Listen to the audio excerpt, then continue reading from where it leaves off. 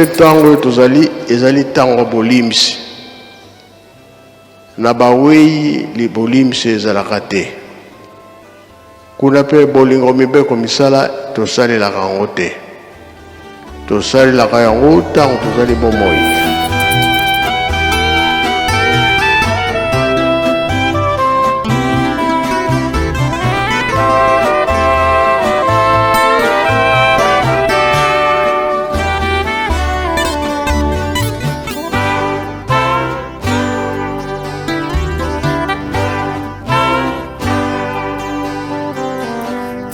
Bangiste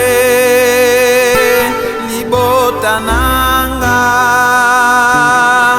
sikaboyo kanga beboyi kampiko tango ebelemi puete bosepela na yebiete banguna bakoti ondako kobungisa bampate pwete balonga te mibeko bolingo misala misengani na baponami bokonzi bomengo mpe olo iwelami na bakangi nzela. Bonjour à tous, je m'appelle Tonton Dianakwa, journaliste et militant panafricain convaincu. J'ai le bonheur de vous parler aujourd'hui à travers cette émission d'un concept puissant, à savoir les concepts d'indépendance spirituelle. J'ai toujours eu cette prédisposition qu'en retrouvant une autonomie spirituelle, la communauté noire peut amorcer un processus de libération et d'ascension collective. Parce que c'est la vraie indépendance. Et la piste de compréhension de cette vraie indépendance a été donnée par Papa Simon Kimbangu en ce terme. Il faudra une longue période pour que l'homme noir acquiert sa maturité spirituelle. Celle-ci lui permettra d'acquérir son indépendance matérielle. Cette maturité dont parle Papa Simon Kimbangu n'est pas simplement le fruit d'une pratique religieuse, mais plutôt une transformation intérieure qui conduit à une connexion plus profonde avec soi-même, avec les autres et avec le cosmos. Mais avant d'aborder ces concepts d'indépendance spirituelle, j'aimerais d'abord parler de ce mouvement politique et social qui vise à promouvoir l'unité et la solidarité entre les personnes d'ascendance africaine, à savoir le panafricanisme. Alors, c'est quoi le panafricanisme? Tout d'abord, le panafricanisme a commencé avec Henry Sylvester Williams, qui était un avocat, un activiste et intellectuel trinidadien. De Trinidad, c'est l'île principale de Trinité, l'un des pays des Caraïbes. Henry Sylvester Williams est connu comme l'un des pionniers du panafricanisme. Il est particulièrement célèbre pour avoir organisé la première conférence panafricaine en 1900 à Londres. Un événement fondateur qui rassemblant les intellectuels et les militants afro-descendants venus du monde entier pour discuter de la lutte contre le racisme, la colonisation et l'oppression des Africains et leurs descendants. Son travail a eu un impact profond sur les générations suivantes des leaders panafricains tels que Webb Du Bois, Marcus Garvey et Kwame Nkrumah. Comme je dis précédemment, le panafricanisme est un mouvement politique et social qui vise à promouvoir l'unité et la solidarité entre les personnes d'ascendance africaine, ainsi que le développement économique, politique et culturel de l'Afrique. Le panafricanisme cherche à surmonter les divisions héritées de la colonisation et à promouvoir la coopération entre les nations africaines. Alors ça, c'est la définition du dictionnaire, celle qui est communément admise. Et si on analyse bien cette définition, on s'aperçoit qu'elle contient 4 éléments clés. Premier élément, unité et solidarité. l'idée de rassembler les personnes d'ascendance africaine pour créer un sentiment d'unité et de solidarité. Deuxième élément, développement économique, politique et culturel. L'objectif d'encourager le progrès dans divers domaines, notamment l'économie, la politique et la culture pour renforcer l'Afrique et sa diaspora. Troisième élément, surmonter les divisions héritées de la colonisation. Et enfin, quatrième élément, promouvoir la coopération entre les nations africaines. Mais il y a un élément qui manque pour compléter ce tableau dans cette définition. Et c'est cet élément qui fera l'objet de notre émission aujourd'hui. C'est la spiritualité, la composante spirituelle. Donc, en résumé, le panafricanisme vise à créer une vision commune pour l'Afrique et sa diaspora. Donc, comme j'ai dit, un élément aussi très important, clé qui manque pour compléter le tableau dans cette définition, c'est la composante spirituelle.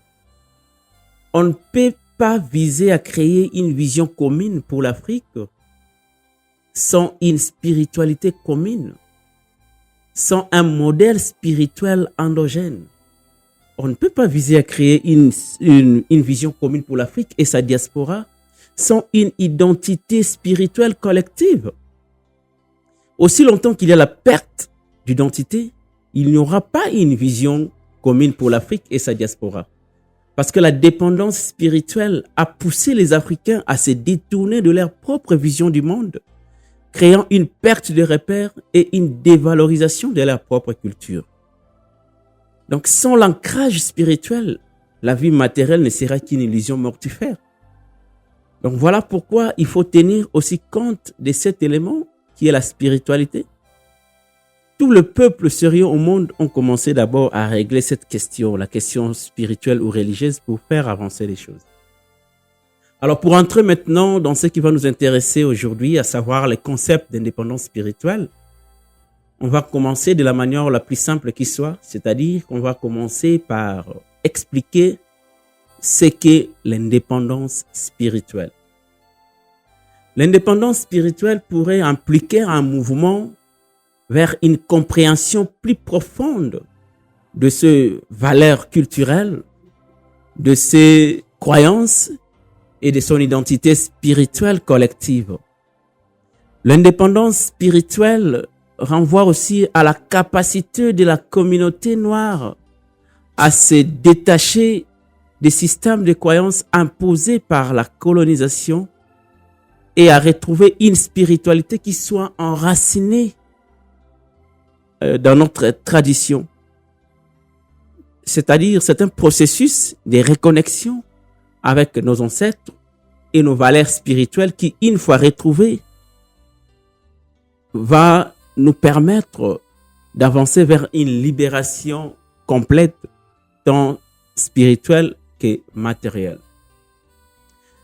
J'ai toujours été interpellé par le fait que bien souvent notre communauté noire semble chercher à se définir à travers des systèmes de pensée qui ne sont pas les nôtres. Comme dirait le professeur Franklin Nyamsi, aucune révolution politique, économique, sociale, sécuritaire ne peut se faire sans une révolution culturelle. La révolution culturelle, pour nous, ça veut dire revaloriser nos langues. La révolution culturelle, pour nous, ça veut dire produire nos propres concepts. C'est-à-dire produire, ne pas laisser ceux qui nous dominent, produire les idées que nous sommes condamnés à utiliser pour reproduire la domination. Papa Simon Kimbangu, en tant que figure spirituelle et de résistance, a montré que la réappropriation de notre spiritualité est une clé pour retrouver notre dignité.